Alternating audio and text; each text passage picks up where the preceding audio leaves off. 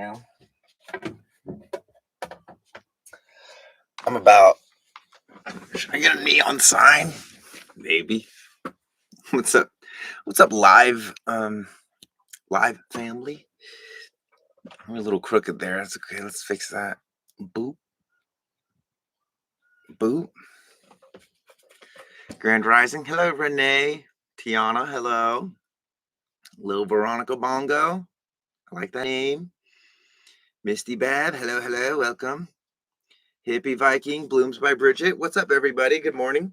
It's 9 a.m. in Hawaii, and sending you guys a bunch of love from Hawaii. We're doing our typical human design kind of open floor chat. So yeah, feel free to bring through any questions that you may have. This is a time for the community. This is a time for you to get your questions answered. It's also a time for you to just kind of connect with me and see how I do my things, because I feel like it's a little bit different than a lot of the other human design people online.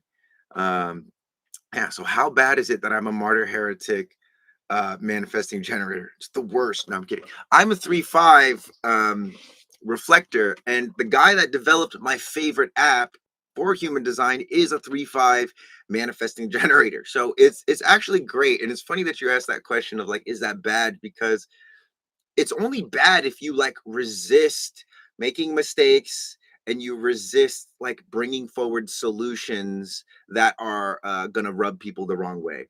It's also bad if you don't listen to your gut, and you don't follow the guidance of your sacral energy, which is your gut.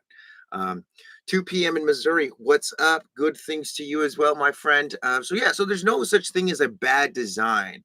It's like, for instance, and this is kind of nuanced, but it's like there's not really such thing as a bad car as long as it's like built well and safe. But if you take a Lamborghini off-roading, yeah, that's the wrong car to take off-roading. If you take a 4x4 and you try and race it against other sport cars, it's like, yeah, that's a bad car. It's just a bad fit for what you're using it for. So my fear of failure and my people pleasing slash need for acceptance is the issue. Definitely. Yeah, it's like and it's not necessarily an issue so much as it's like, because what's cool about human design and what I've learned, because I've been in the healing arts for like 12 years now. And so much of healing, people think it's an active thing that you do. You heal yourself. Not true. Healing is something you allow. Healing naturally happens as long as you don't stick your finger and mess it up. You know what I mean? It's like if you plant a seed, like as long as it has everything it needs and you don't dig it up, you're fine. Most people will just dig it up though. Again, because we've had an opportunity to normalize a lot of things that are not natural. I'm learning so much from myself about you and Aaron Daughtry. Aaron Daughtry's great. I remember following that dude. He's had a huge rise, which I'm a little bit jealous of, but also I'm super happy because the stuff he puts out is really helpful. So I'm glad that you're learning about yourself. You must put the correct things in the correct, yes, in the correct places. Exactly. Jenny, what's up? I'm feeling good today. I think this might be like a 50K day or something. We're already at half a thousand, which for those of you that are new to the chat and new to Jenny, she's our Jenny the like Jen. She's one of the reasons why this number gets so high, and is definitely a crucial part of this live community and getting this message out to people. I have been trying to heal for a very long time, but I have been losing hope after so many failures. Don't lose hope. I'm a 3/5, and it's almost like this. It's like the more things that I'm failing at, the better, because I'm learning faster. When I'm not failing and I'm avoiding failure, that's when I become stagnant, and that is the worst for me. That's the worst for 3/5s, is to not be failing at things, because again, it's like the fear of failure is one of those things that, especially for a 3/5 manifester, love it. um that's like a death sentence for us. That's like telling a 1/3, an investigator martyr, which is still, they have the failure thing. That's like telling an investigator they can't ask questions, you know. So it's, do something, go make mistakes. One thing that I do is I always have one thing in my life that I'm learning, right? One thing in my life that I'm like not good at that I'm learning. And for me right now, that's Spanish guitar. So I'm learning guitar. I know guitar, but there's a specific song that I'm learning that I cannot play yet, right? I can't play it yet. And so I'm actively looking for something to suck at intentionally. I want to suck at it because being in the learning phase of something is where I'm going to make a lot of mistakes. Once I get to mastery level, I'm not making as many mistakes, right? And so anyone that wants to figure out what you are, just visit the link in my bio, reikimarco.com. I would recommend using my website because I know that my generator is going to be accurate. There are some generators out there now, human design body graph generators that are not using like the proper calculation methods. There are some of out there with like even like dumb sidereal modifications that you don't want to use those. So use the one on my website or go to Jovian Archive. That's the source of human design. The neutrino design, the one that is generating body graphs on my website uses all source-based information, but we have like a more, I guess you can say, up-to-date presentation of it. So my issue is that I'm only good at the intro level of everything, then I struggle, so never a master. Yo, what's that? What's that? There's a saying. It's like, you know, um, jack of all trades, but a master of none. There's like a part that got left out. It's like jack of all trades, but a master of none is better than something. I don't know. Third line. Um, yeah, that's fine. That's fine. Like, and again, I do consider myself a master at a handful of things, but because I've infused so much and seen so much value in making mistakes, even at the mastery level, is still better than a master of one. There we go. Jack of all trades and a master of none is still better than a master of one. That's what it is. Philly, thank you. You are the best. Um, even at my mastery point, I'm still looking for things to be like to suck at. That I'm like, oh, I've never done this move before. A lot of it is with my body for sure. Let's see how that goes. Oh, there's that could potentially be a little bit of an injury or a weak point in my thing. So I'm constantly trying to like poke holes in it. Someone types faster than me. I was just about to go put the quote. Yeah, we got a good crew today. If you guys are enjoying the live, do me a favor, tap tap the screen. That's going to bring this number up. The higher this number goes, the higher we go in the ranking, and the more people are. TikTok is going to show this, and YouTube is going to show this too. Adrian, what's up, my friend? And we are going to be able to share this message with more people, which is literally like the message of human design is like literally, hey, learn to see yourself so that you can love yourself.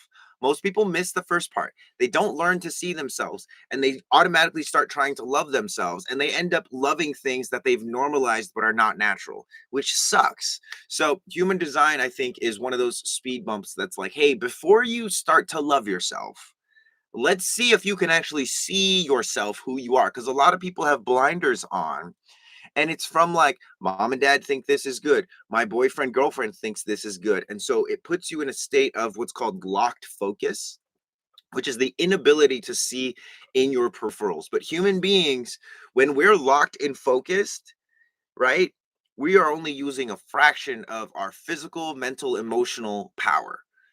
So much of our power exists in the peripheral world, which, excuse me, you can access very easily by simply accessing your peripheral vision. So if you're looking at your phone, you're looking at me speak, look through the phone so it doubles and see how far around the phone you can see, right? Like I got something right here. I got something right over here. This pink container. My book is right here. I'm able to grab things very precisely, even though I'm not focusing on them. That's peripheral vision.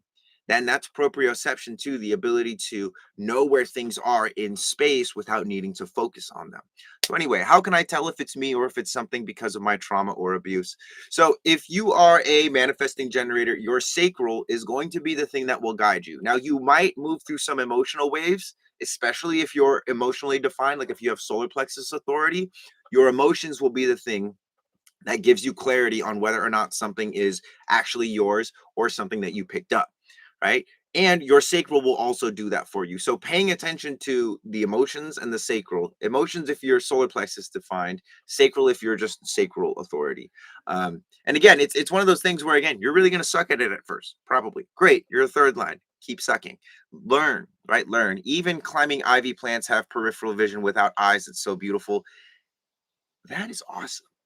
I never really thought of that. I have little ivy right here. They're fake, but TikTok shop, sweet. What's up? And that's incredible though. Like everything has a sense of everything else is what I gather from that. In the sense that we're not none of us are in a vacuum, right? We're all in this with each other. And so having awareness of how we impact each other and what things we pick up from each other, again, human design just makes it easy, in my opinion, at least easier than just like trying to abstractly figure it out. Because it's literally like a map that you can like fill in. You guys ever do those like maps where it's like, oh, if you've been to this state, scratch off the thing. Kind of like that. What should I do to help being a 5-1? 5-1, heretical investigator. Make sure you ask your questions and learn to cope with the projections of others. Especially, and for my 3-5 friends out there as well, learn to cope with the projections of others. This is the fifth line. When I realized that people were going to project their insecurities on me, not just because I was a reflector, but also because of the fifth line energy that I have, most people are going to project things onto me, high things like golden projections and also shadow projections.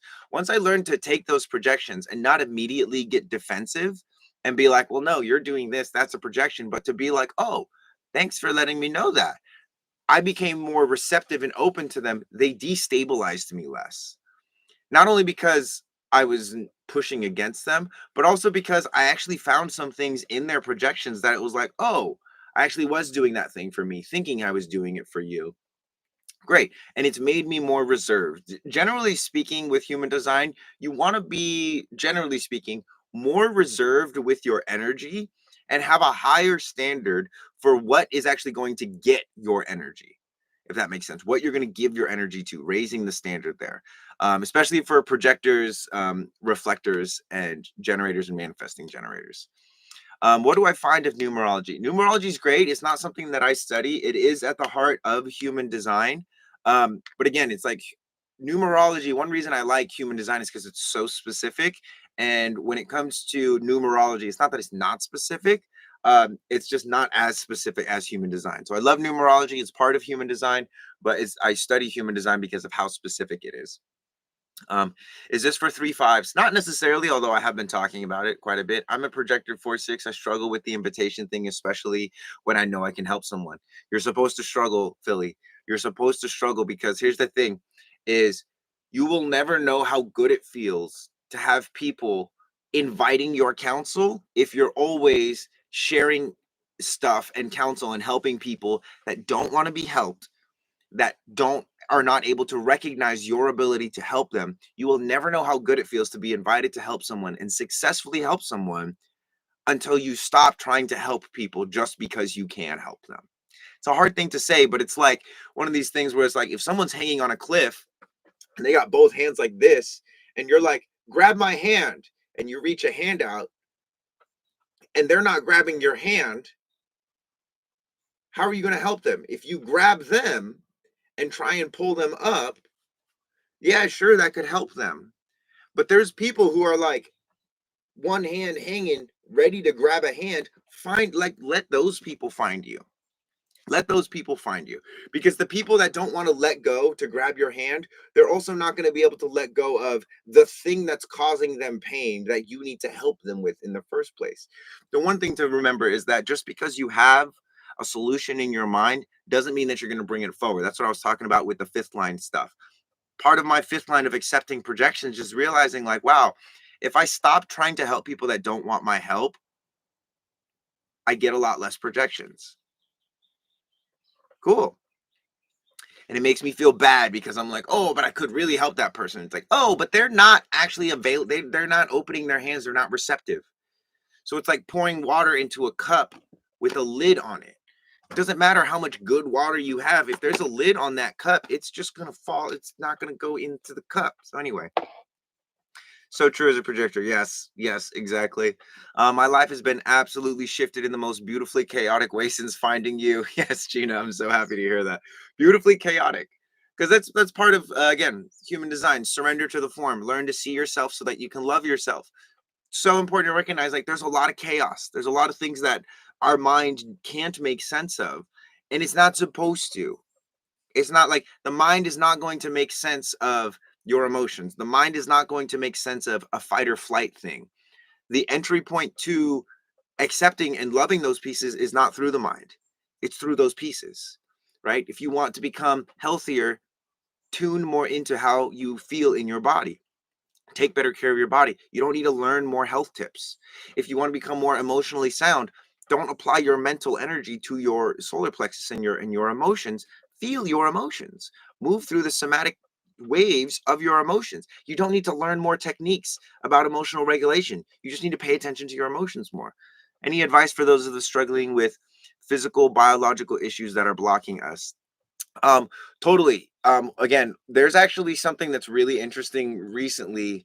My partner got into what's called German New Medicine, and it's essentially in the vein of like the body keeps score of that. The physical manifestations of diseases and health issues have underlying energetic things that you can address. For instance, like digestion, if you're constipated or you have gut issues, means you have trouble accepting things or letting things go. If you have endo, that means that like there's a fear of childbirth or birthing things. If you have um, tinnitus or something like that, it's you know ears, it has to do with like boundaries or being heard. So look up German New Medicine, and whatever ailment you're dealing with, to see if you can figure out what the energetic frequency of it is. Then what you want to do is not treat the disease or the biological limitation as a limitation. You want to treat it like a weight vest, you know because it's like in like, and I watch a lot of anime. I love anime. One of the things that they always do in anime is they train with limits on themselves. They put a weight vest on, or they train at 10x gravity because it makes them stronger. And so whatever you're dealing with physiologically, if you can find a way to view it, find a perspective that offers you a greater challenge so that you can have essentially more of yourself come online, that would be my counsel. Just start watching you and don't know how to begin to learn all this stuff. Totally fine. That's why I have my reports and I do my sessions. So anybody that needs a body graph or wants to learn more about this, I recommend the Reiki report on my website. You just go to my website, generate your body graph. That part is free. Then there's a $20 report that will analyze your body graph, and a $35 report that will also analyze your body graph and give you an introduction to human design and give you all of my like secret tips on how, like, techniques to do to like actually start um embodying it. I think it's German New Medicine, but if you put those words in a search engine, it'll find it for you. um Everyone is tapping. Let's show Marco we appreciate. Thank you, Jenny. This is why Jenny is my Jin. um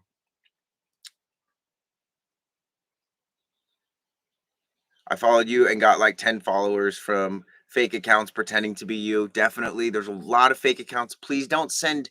The only way that I will like reach out to you is if I want to give you something for free. I'm never going to be like, hey, you need to work with me, pay me. Right? I will just wait and let you come to me for that. I just started watching you. Okay, great. Yeah. So anyway, if you need body graphs or counsel, again, I do sessions, but then also I have reports that are $20 and $35. Super affordable, because when I was broke as a joke when I started doing this, and everything was like $600,000, and I made money to pay for it because it was important for me. Um, but I also recognize that provided that I can make it sustainable, which is the reports and the app are sustainable because it doesn't take up my time, I can share this with a lot of people. And that's also why we're asking to, for you guys, if you're enjoying this, like the live, because the higher this ranking goes, the more people are going to see human design, the more people are going to get turned on to this stuff and hopefully make their lives better. And that's the goal, is right. It's like I want more people in this world to learn how to see themselves so that they can love themselves. And again, there's a trend right now of people loving themselves, but they're not actually learning how to see themselves. And that's a problem. I think I might have found my slogan, guys. Right? Right? See yourself so you can love yourself. People are skipping that step of seeing themselves. They're just going straight to loving themselves. And they're being asked to love things in themselves that are not actually a part of themselves, which is fine. I guess you can love your mother through the trauma that she imposed on you. And ultimately, that is a powerful thing. However, it's much better, in my opinion, to learn how to see yourself through human design, then start loving yourself rather than just accepting everything. Maybe. I don't know. What do you guys think? Is that cool? See yourself to love yourself? So, what steps can we take to see ourselves? Great question, Hippie Viking. So, the first step is figuring out what your strategy and authority is, right? So, a manifesting generator, you're either sacral authority or solar plexus authority. The key with this, the generator and the manifesting generator, is get in tune with your sacral. The more things you can do to get in tune with your sacral, your sexual creative energy, the better. That is your guiding force within human design. You will be able to see yourself more clearly when you start viewing yourself through the sacral. Because, for instance, there might be some things that you're doing in your life, some relationships where your sacral is like, ugh, but you do it anyways because you're seeing it through the mind. You're seeing the value that it gives to you through the mind as opposed to the sacral. You might be doing things that your mind is like, oh, yeah, this feels really good. This makes a lot of sense. But your sacral is like, ugh. And it's fine. You can do that, but you're never going to be satisfied. Like, you use your strategy and authority to manifest your signature. Your signature is the greatest gift that you can give to us. For generators and manifesting generators, that signature is satisfaction. For projectors, the signature is success. For manifestors, the signature is peace. And for reflectors, the signature is surprise, right? And so when you drop into the strategy for each of those types, that's the thing that allows for you to manifest yourself. Once you are manifesting yourself, now you can see yourself. Now you can learn, oh, I see myself, but I have trouble loving that part of myself because it hurts these people or because these people are not happy with that decision. Then you get to confront the real things, right? Peace, don't know her. How good are you at informing? Yes, I often let myself slash others convince my brain is right, but my stomach has a knot and a bad feeling. So, and the biggest thing too is like understanding that even though generators and manifesting generators are the ones that have the strategy of listening to your gut, every type has a sacral. It's just like the manifesting generators and the generators are here to move through the like directly follow those gut responses, whereas the projectors, manifestors, and reflectors are here to use their sacral more for recognition of others, not necessarily their own generative sexual energy or creative energy. So how do emotional authority go about things? So emotional authority is really, it's like the main lessons is patience with emotional authority. There's this churn that happens, and everyone that has experienced emotional waves, which hopefully is everyone, knows what I'm talking about. It's that part of your emotional wave where it's like you want to kill your boyfriend or girlfriend, or you want to quit your job and burn everything down. It's the part of you that's like super irrational and super emotional, and it's like you don't get behind the wheel or make decisions during that time. That churning process is so important to not like suppress or try and speed through or be talked through that by somebody else. The epitome of the emotional wave is recognizing, number one, oh, I'm in an emotional wave. Number two, go somewhere safe, because not everywhere is safe for you, especially if you have people around you that really love to problem solve and get off to problem solving. Don't be around those people, usually alone. Third thing is to like amplify the wave by like not trying to make yourself feel better if you feel sad, but actually letting yourself cry or letting yourself spit and be angry and say, I hate you, mom, I hate you, dad, blah, blah. Like get it out of your system. Feels weird sometimes, feels like toxic, quote unquote, but that's what you got to do, because if you don't, it stays in you and it just keeps echoing every time you get a similar feeling. Fourth thing is to relax and let everything settle. Lay down on your back for a minimum of 5 minutes and just let everything settle. After that, you will have more clarity as to, do I need to go through that cycle again, or are we okay for now? Emotions are never completed. There is a mellowing out, a centered vein, but it's never like balanced. It's always balancing. And in your emotional wave, it's outside the threshold of your ability to balance it. Also, there's a huge fear that I'll lose my mom if I succeed or I try to manifest myself. Feel you. I feel you on that. And, you know, in a lot of ways, when you manifest your true self, the if you let your mom keep you from doing that, you're not even going to have your mom in your life anyway. So so I should listen to super sad music to amplify my sadness. That's what I say to do. I say to do that because that works better for me. And when I watch people go through somatic healing processes that actually change their chemistry, that's what they do. Because when you are sad, for instance, and you try and soothe yourself and make yourself a bath and watch happy movies and all this stuff, it's Hana. That's a town out here in Hawaii or in Maui.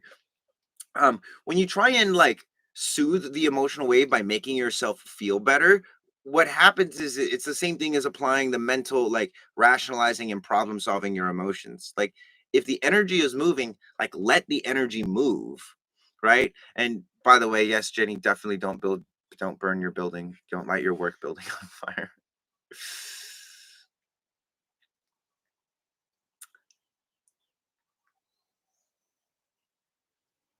What's up, Tim?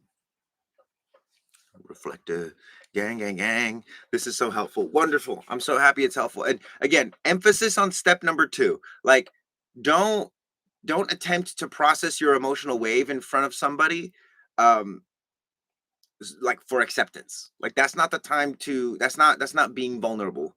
Okay, that's being irresponsible because not only is the other person going to have an opportunity to like judge you because if you're not used to processing your emotions in this way, you probably don't have people around that can properly hold space for you.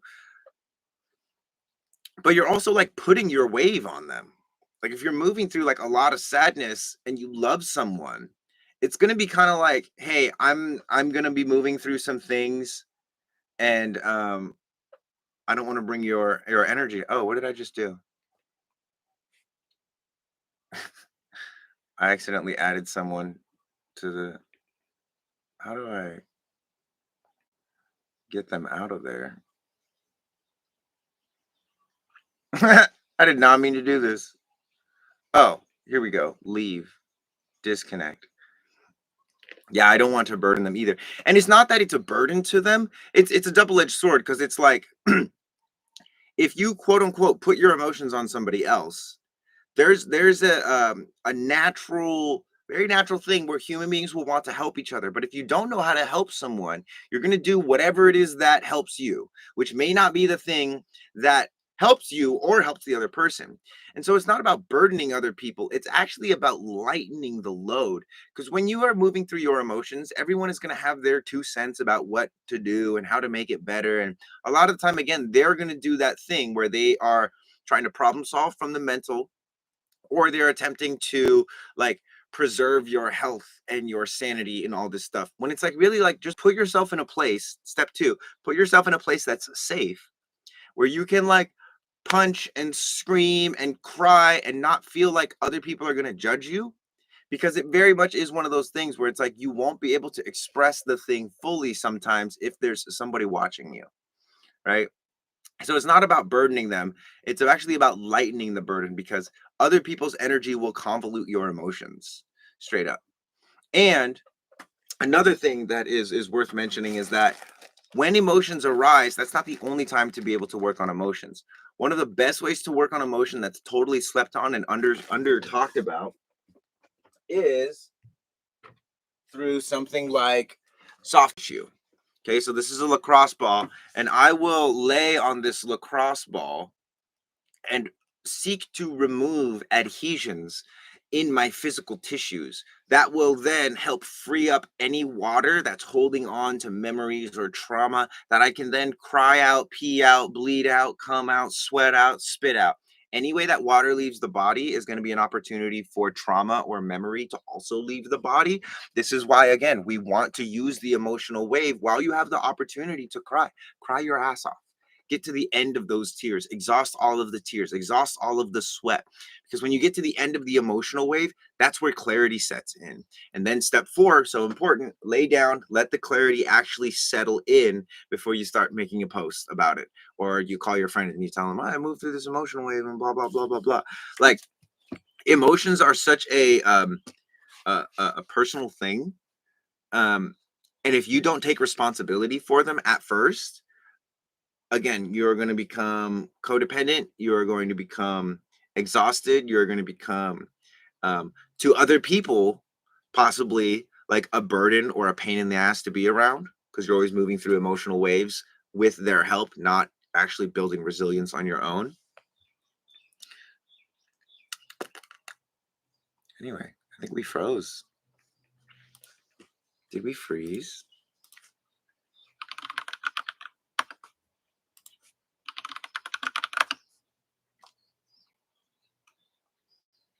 No, I guess we're good. When the comments stop, I'm just like, I haven't been getting any action. Going to be a bunch of action all of a sudden because sometimes it does that. I will just wait then instead of talking endlessly because I can talk endlessly and I do feel the pressure to talk endlessly.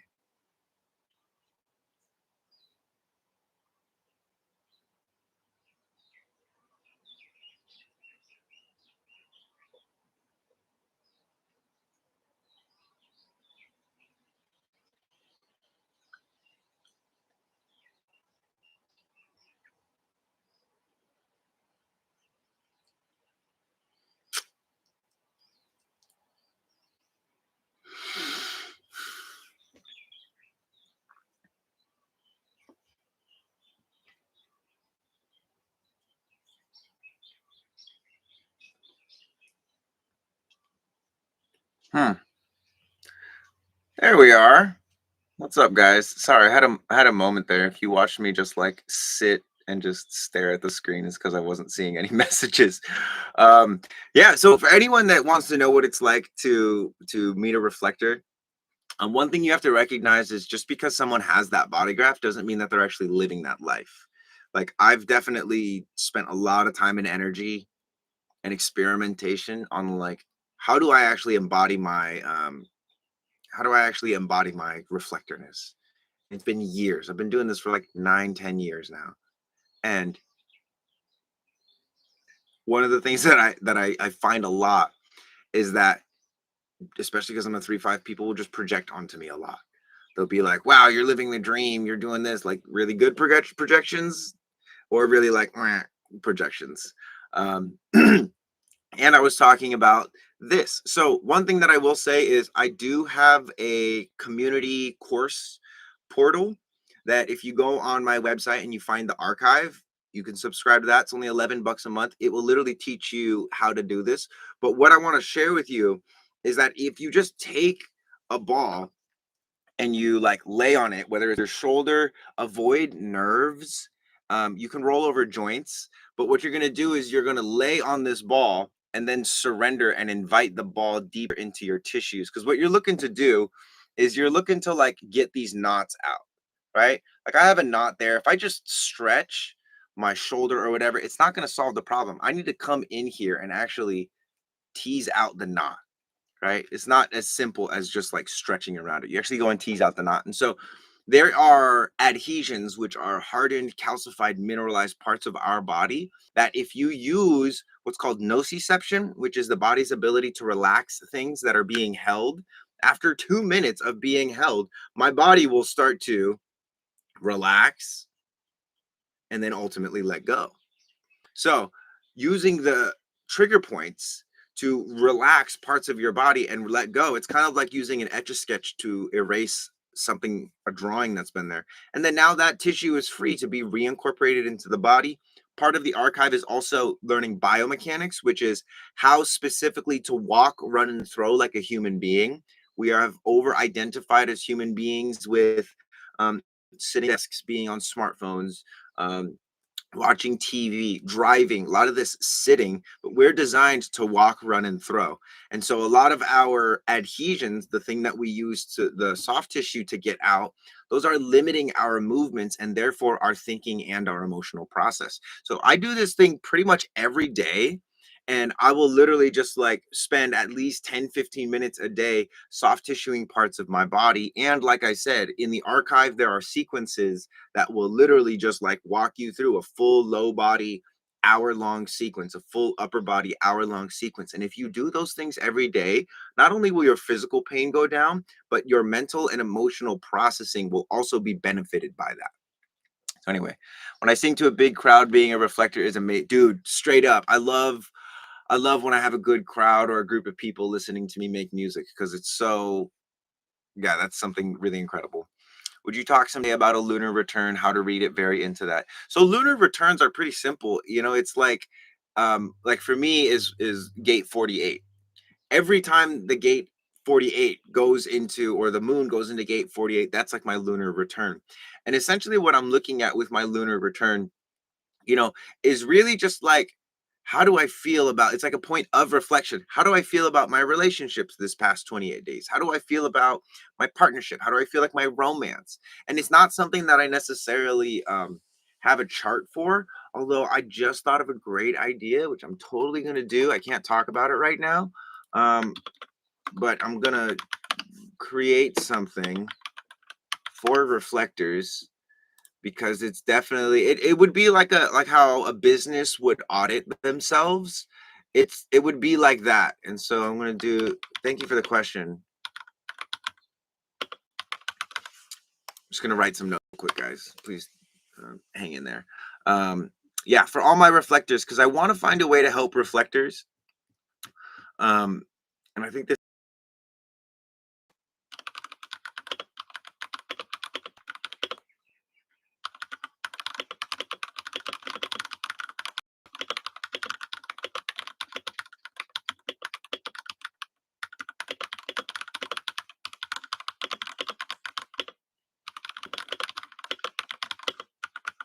this is really cool. I'm excited. I'm definitely going to work on this after the live.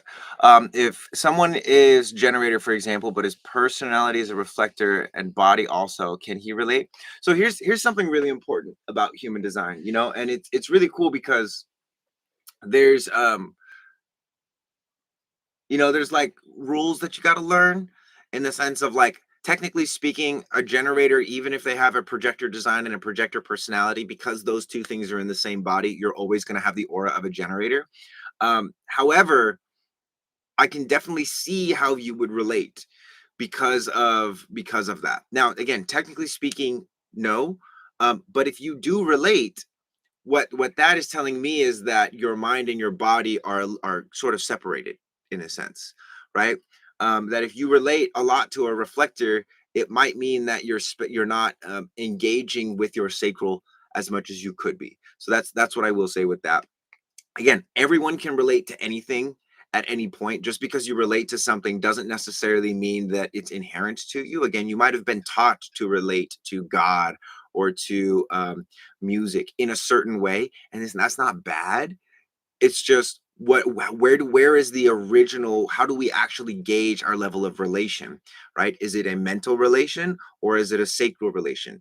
As having a generator type aura, the sacral relation will outweigh the mental relation. So anyway, um I'm a projector, but I know a few reflectors. Quite fun, quite fun. Um, let's see, that's what I was saying, is that I act like a reflector, but I'm supposed to be an MG. So again, the question is like, what does a reflector act like? Because I have a lot of energy for a reflector. There's a lot of like stereotypes out there that don't necessarily work, especially when, like, for me, I know a lot of like really embodied manifesting generators, and they do all have a similar pace. The embodied reflectors, the few that I know, do have a similar pace, and it's not usually the thing that a lot of people talk about. I will say that, like, manifesting generators are oftentimes the people that are like pissing people off because it's like they're already on to the next thing and they haven't finished the first thing, which I guess that is kind of a stereotype that people put out there. But they're also incredibly reliable, provided that you know what motivates them. In terms of the meditation, I am a very much so a silent meditation guy, and a lot of people have asked me to make some guided meditations, which is also going to be something that I do this next cycle, because I love making music, and I haven't been making music, so that could be a good creative outlet for me. I also have a ton of really cool like meditations that I could take people through that are and could be specific to types and specific to things. So I'm gonna put some energy into that. Yeah, I've got that ADHD energy, but I didn't used to before the head injuries. Ah, interesting. So head injuries. So okay, so head injuries are really important because naturally it's like this is like the control panel. Getting the left and right hemispheres to talk is probably more of a challenge because of like what happens when you get injured, and this is not in all cases, but most of the time what happens when you get injured is that the body will create some sort of restriction around the injured part so that it can heal, right?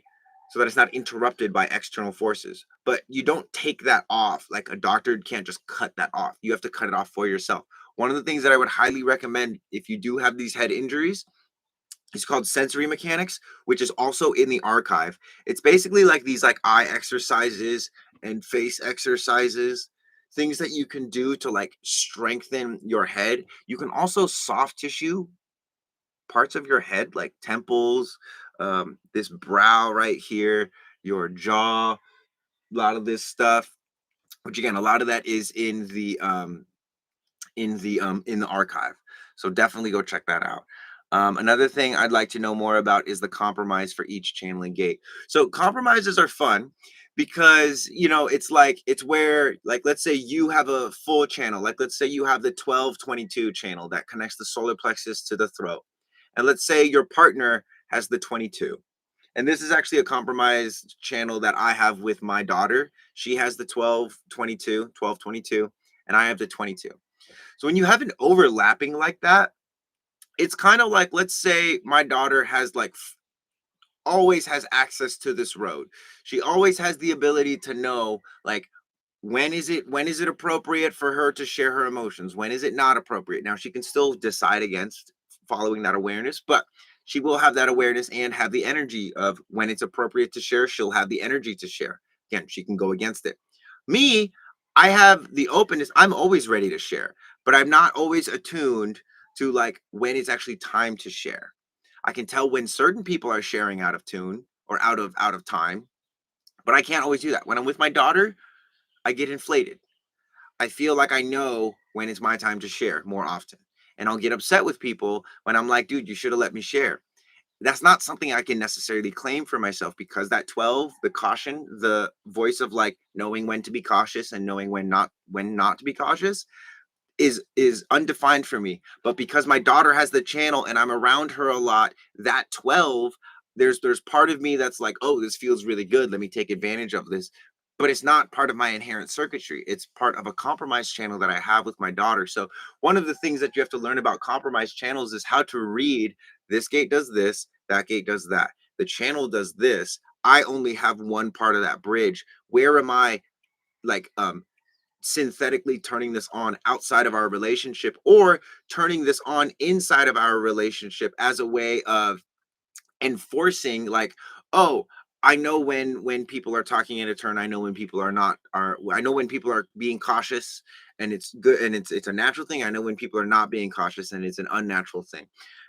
Knowing when to like apply that in my relationship has been huge. And again, not letting my mind or myself be the thing that determines her caution, but to watch and not necessarily like think I know better than her. Because a lot of times what happens is with the compromise channel, the person that has the hanging gate will think that they have the full channel when they're actually just they have the hanging gate. So anyway, that's what that is.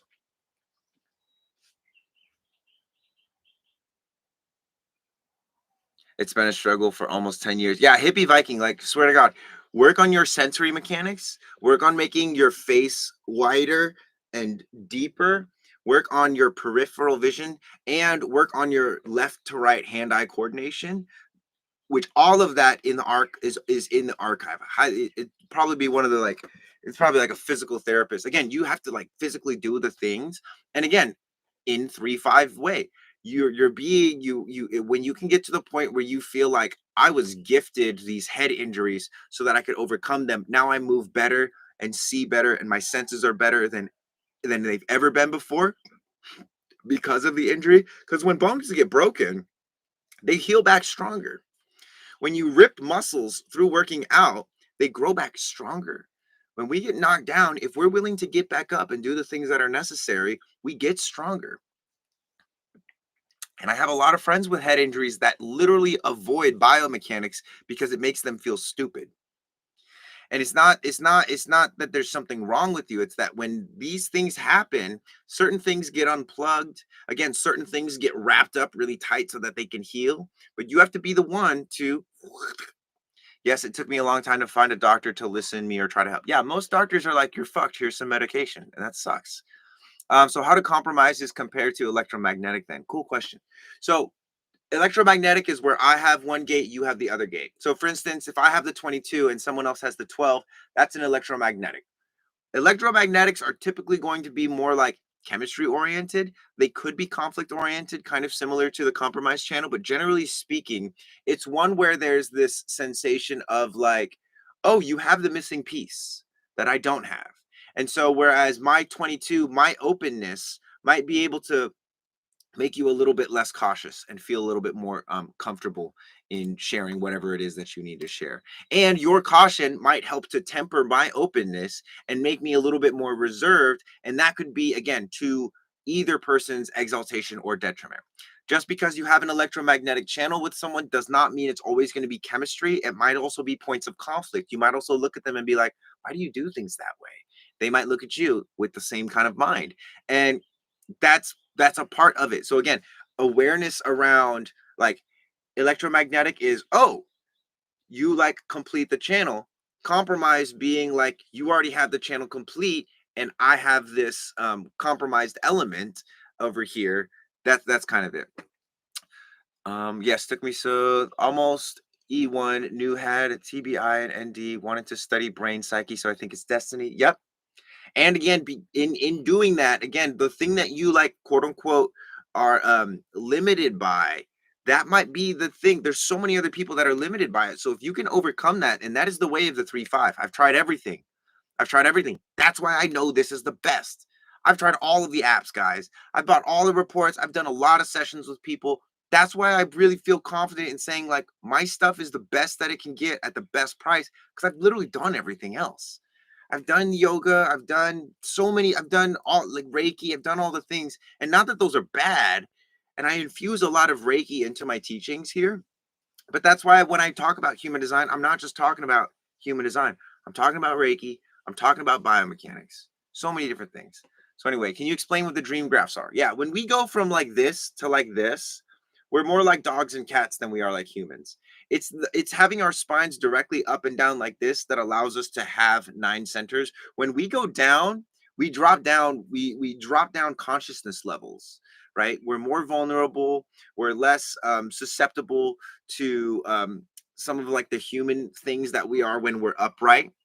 Essentially, we're taking on a more mammalian, a mammal-like figure. Now, certain channels will turn off, but essentially, whatever your dream, and you can look up your dream chart in neutrino design, which is another reason I love neutrino design. Essentially, whatever your body graph is like when you're dreaming, and what the transits are like when you're dreaming, this is going to tell us kind of like what experience you're going to have in your dream state. This is exactly why posture is very important because when people are hunched over like this and their head is out like that, not only is that degrading for the physical posture because that's not how it was designed to function, but it's also energetically like you got a kink in the hose. So energetically, like, if you're having trouble getting your body to do the things that your mind wants you to do, and vice versa, if you have trouble getting your mind to think the way your body wants, like if you feel really good but you don't feel it in the brain, it might be because there's a kink in your hose here at your neck, right? And it's not texting, it's not driving, it's not those things that are the problem. The problem is that you're not also training that. Super important. Yes, lobsters are the same way, according to Jordan Peterson. Posture is super important. Posture is like everything. And with human design, which this is a great book, by the way, if anyone wants like a physical book, this is one that like taught me everything. You see, I got like sticky notes and all the kind of stuff in it. It's very beat up because I would use it a lot. I don't use it as much anymore, but it definitely is a good base for anyone that wants to learn more about human design. But really what you're looking at with posture is like everything is postured up. Have you ever seen a tree upside down do well? No. Have you ever seen like a cat like walk on its hind legs? The cat that's learned how to walk on its hind legs is not necessarily more advanced than the cat that doesn't walk on its hind legs. And it has to do with our form. Like the human being that knows how to walk on their hands, like, oh, that's a cool trick, bro. But how many of your ideas are upside down because of that? Like someone that's good at walking upside down on their hands but sucks at running. I'm like, I don't envy you, right? Like, or if it's they can walk on their hands but it's painful for them to run, I don't envy that. I don't. It's not, to me, it's like if you walk on your hands and you can run really well, that's cool. That's better. But sacrificing one for the other is not, that's not the way. It's like a bird that would cut its wings off so that it could be more hydrodynamic in the water. It's like plenty of people are doing this, guys. Plenty of people are doing this and being very misguided in that way of like, oh, you're sad because you have wings and you're supposed to have gills. And it's like, well, then I'll just change it. No, like you have wings, learn to use your wings. You have a head injury, learn to use your head, right? Penguin, exactly. Penguins, and this is the thing, over long periods of times, mutation can happen. In our lifetime, though, the mutation happens because we're present. Because, like, imagine this. Imagine if the first penguin that mutated to be like, oh, instead of flying, like, I'm gonna use my thing. Imagine if it was like still trying to fly and it wasn't present with what it was born with, and it never mutated, never jumped in the water. We wouldn't have penguins. Same thing happens with human design and people. If we're not paying attention to our form, if we don't know how to see ourselves, again, we can't love ourselves, and ultimately we can't establish the mutations that are going to be necessary moving forward. That's why these necessary mutations happen. That's why it's important for all of us to come together and support each other in our experimentation. And that's why having a language like human design so that we can relate is super helpful. They still have wings, they just made them work better. Yes, yes, yes. Could the archive help with my split definition between my head and body? So, straight up, I think the archive is like super helpful for anyone in any situation. What is really cool is if you see something as a challenge, like for instance, the split definition between your head and your body, the archive biomechanics, learning to walk, run, and throw, learning soft tissue, learning sensory mechanics, that will help everything. I've yet to meet someone who's trained biomechanics for a regular amount of time and has not benefited from it. Straight up. And even the people that don't train it to this day, they're still like, oh, I still have a lot of elements because again, it's just walking, running, and throwing. So the archive is in the link in my bio. It's on my website. And it's essentially it's like a course, but it's like an ongoing course. So it's like we'll upload videos and specifically it's going to be around walking, running and throwing, biomechanics, soft tissue, which is what I was talking about with the lacrosse ball, like freeing up tissue within the body, and then sensory mechanics, which is basically making your eyes, your nostrils, your neck, your throat, your face bigger and wider so that you can get a better signal. You can get a higher definition picture of what's going on, that way you can respond better. They are the most difficult channel for me is 8-1. So yeah, because younger I was put down for being myself. Gaston, a lot of people I feel like as well will have that experience. Um, and it's a very unfortunate experience. However, it's also the necessary pressure to weed out the people that are not willing to trust their expression more than they trust the people around them. And this is part of what it means to be an individual is sometimes you're going against the grain. Sometimes you go against the grain until your deathbed. Like you look at some of the like rock and roll artists or R&B artists or philosophers, a lot of those guys were like, and gals were like ridiculed to their deathbed. Only 5, 10, 15 years later after their death we realized like, wow, this person was really onto something. And so this is where again human design and the experimentations that take place within human design are so helpful because you're really you're giving the world something unique. That's what definition is about. Definition is about having something that's kind of like unique that you can manifest into the world. The undefined centers, there's not really anything unique about them. They're recognizing things in the external world, and it doesn't mean they don't have value, but there is not anything unique about my body graph, right? Whoever I'm around, I'm going to reflect the way that they do things, and I'm hopefully going to be able to discern, oh, that's your way of doing things, and not attached to that. Because when I attach to that too much and I'm not aware that, oh, I'm doing things like my buddy Jason now, it's more like, oh, Jason's sample would work well here. Let me use that. And then Kevin's sample would work really well here. Let me use that. So having an undefined center is awesome because you have a bunch of unique things. They're just not unique to me. They're unique to other people. and I can use them interchangeably. Whereas someone with a defined center, you want to use the thing that's unique to you because that's what's going to be healthiest for you. So I learned that it was unsafe to express my emotions or that I'd be abandoned if too happy. Yes, again, so many guys, this is part of like gravity. Gravity is constantly oppressing us. Constantly. That's why posture is important. Levity, the opposite of gravity is levity, right? Don't wish gravity were less. Become stronger in your levity. Don't wish the external pressure or wish life were easier. Wish you were stronger and then go make yourself stronger. But for me, it's so unique to reflect your ninth center. True, and that's this is where the beauty of it is. Now we can see value in each other, right? Like I can see value in your 8-1. I don't necessarily have to be like, oh, that's the best art of all time, but I can see the value in the journey of expression, and it's really that channel is about being the creative role model, which is literally, yeah, you have to overcome challenges, you have to overcome resistance. See, for me, I'm not that way, and I wouldn't attempt to be that way because the times that I have attempted to do that and establish like the creative role model in my own life, it's stifled my creativity, and it's locked me in areas where I become ultimately like, oh wow, now I need to take a break from music for like 5 or 6 months, as opposed to just like, oh well, that's okay. Let me shift to whatever else it is that I'm appreciating right now, whatever sample is right. Being a reflector, which human design type do you find yourself gravitating towards karmically? Cool question. I have a lot of manifesting generators in my life. Probably manifesting generators and projectors are the ones that I gravitate towards. The ones that I feel like I have the most karma to work out with are manifestors, which my daughter is a manifester. Reason I think that is because I've had a lot of manifester friends that I've witnessed in challenging situations fucking suck at initiating counsel with me. Despite me being like, yo, I'm here for you. Let me know when I can help. They will not initiate counsel with me. Part of that, and this is, I recognize that this is probably somewhat of my ego and my brain, but I'm like, dude, I know exactly what you need to do. I know exactly what you need to do, but I'm not going to put that on them.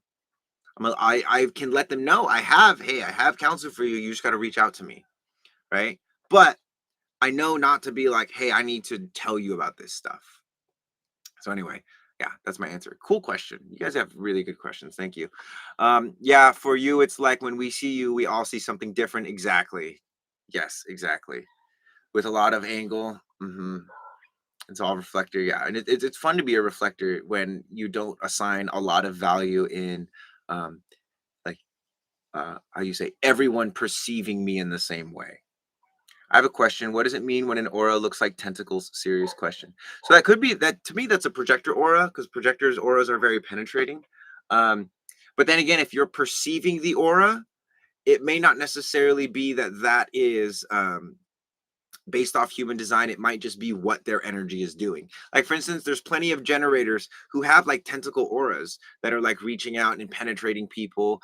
Sometimes projectors not self aura, their bitterness is the thing that's penetrating people. And so tentacles in general is again is kind of like a penetrating aura, is in my opinion. Like if I feel someone with tendrils, right, I'm very not necessarily cautious, but if I see someone with like tendrils, typically I'm like not necessarily super drawn to that person unless I see the tendrils doing like good things, and usually they're not. So I curious follow up question: what is your initial response to those tendrils? Is it something that you're like, ooh, or is it something you're like, oh, this is cool?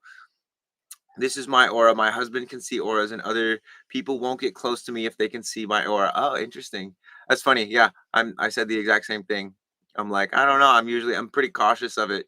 Um, because I don't know what those penetrations are about. I don't know what the tentacles are about. And again, reaching outside of your aura, again, it's not a bad thing. You just have to be mindful of what's happening because it also could be like defending you and whipping things away from you. Any advice for an open G center? So quick tip that's going to make you like feel super cool when you're talking to people. Um, an open center is one with no gate definition, just like you said, Annie. An undefined center is one where there's at least one dormant gate. And then hanging gates are when you have a defined center with like half of a channel. That's a hanging gate. And then channel, of course, is two gates that meet in the same channel. But yeah, Raven, thank you for the question as well. Again, it's less about, why is this happening and more like what is happening for me. Um, so anyway, advice for an open G center. Um, Pay very close attention to the P. And then what is your authority and strategy as well? Anna, was it Anna? Annie. Because what you're gonna do is you're gonna like transfer energy. Because what I would imagine, usually people with open G centers, like they're doing things, they're following certain directions, they're like following their best friend to college type stuff. They're like dating someone who is like their parent. Triple split definition. Okay. So essentially what you're going to do is you're going to be very mindful of this sort of seeking validation externally. This is the G center right here. This is the center for love and identity. Essentially, this is the thing, like in your GPS, when you take a wrong turn and your GPS is like, hey, do a loop-de-loop and go back the other way. Hold on, I just got to verify this. Humanity here. Let's see, why are we looking on time? Okay, gonna have to end the live soon.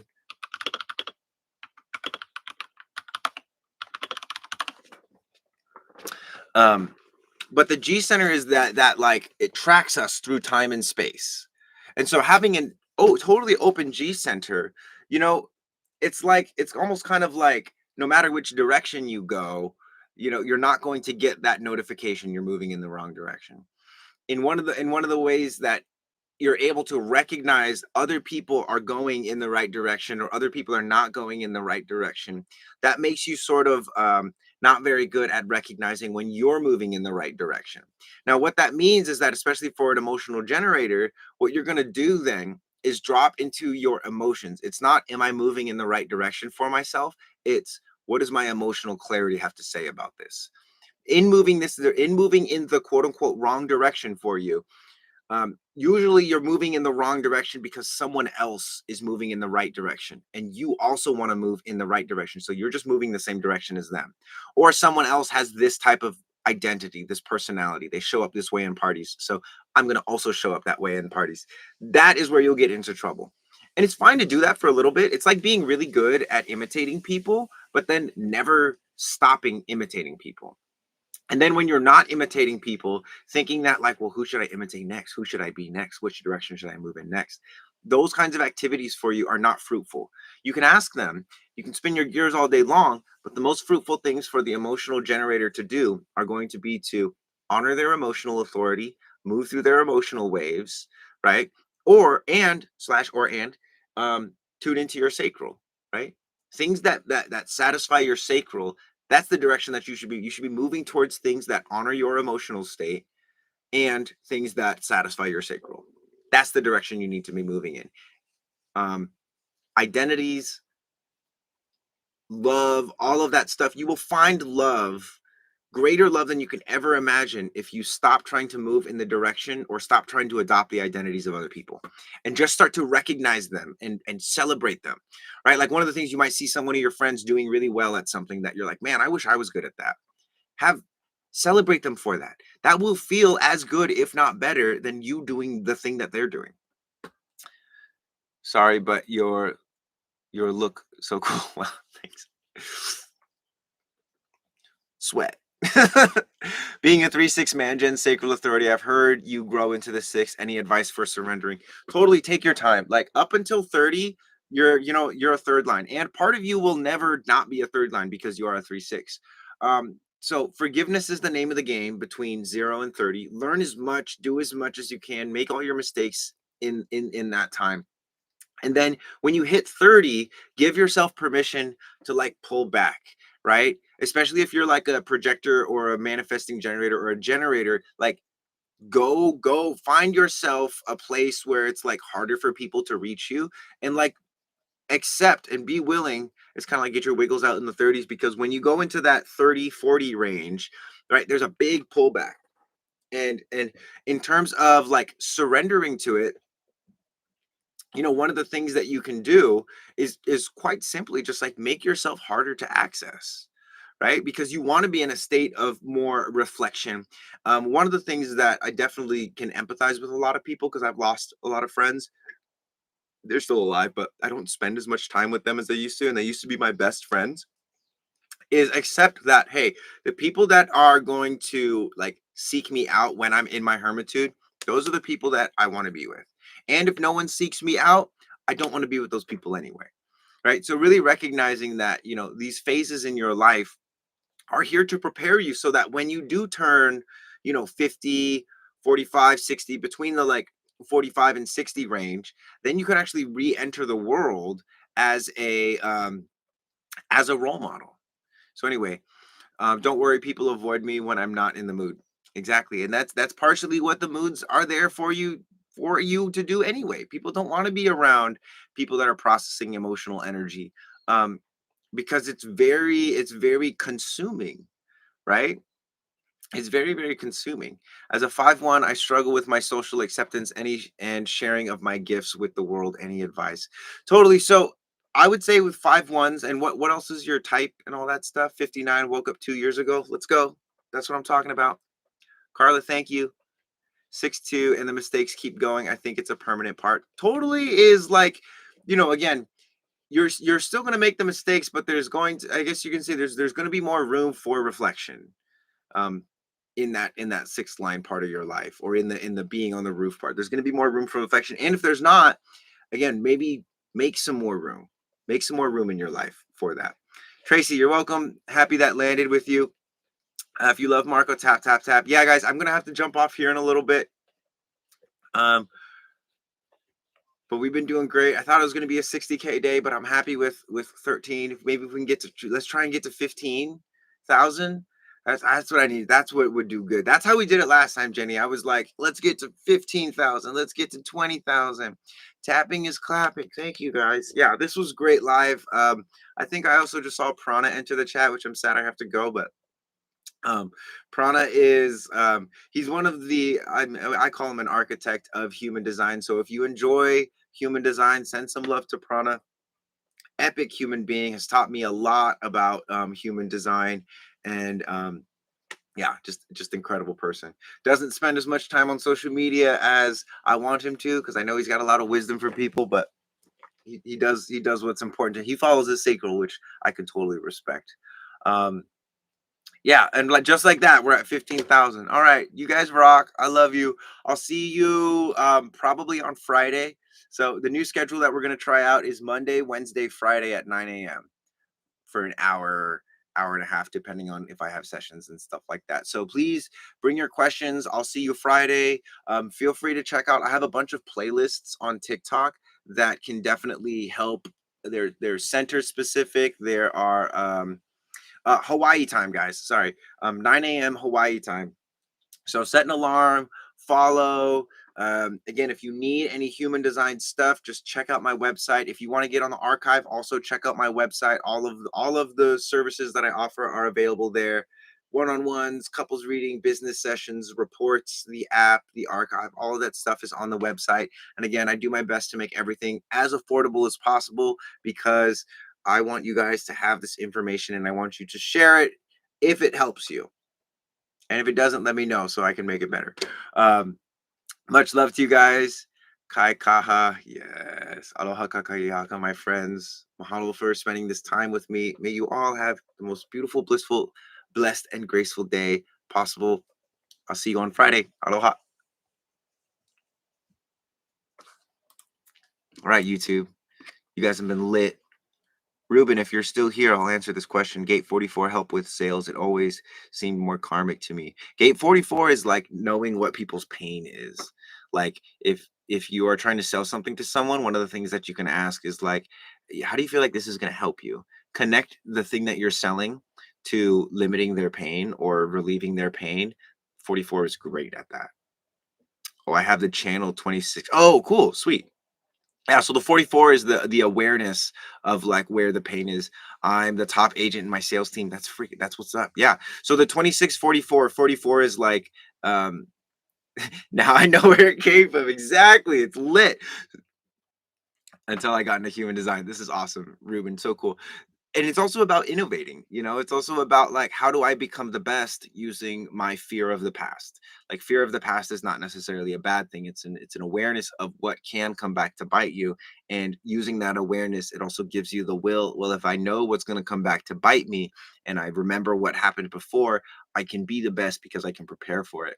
And that also is something that can be translated onto a tribal level, into the point of like, you're on the top of your sales team. So way to go, you're finding a good expression for that channel.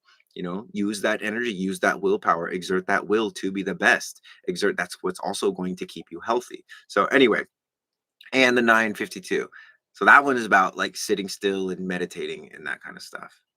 Emotional generator, cool. Cool. 1858, be mindful with that one. My partner has that one. That's about judgment and correction. Just don't like give unsolicited advice until someone asks you. That's all that has to say.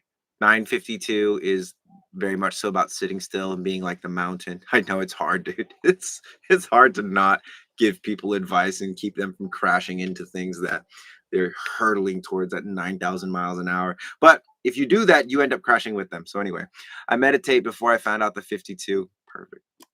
Well, I love you guys over here on YouTube. Definitely seems more chill. Appreciate that this has been a nice, like, slowly growing thing. Thank you guys, Ruben, Alex, Adrian, of course. Thank you guys for tuning in. I'm going to be back here on Friday, 9 a.m. Hawaii time. So hopefully see you guys then. Aloha.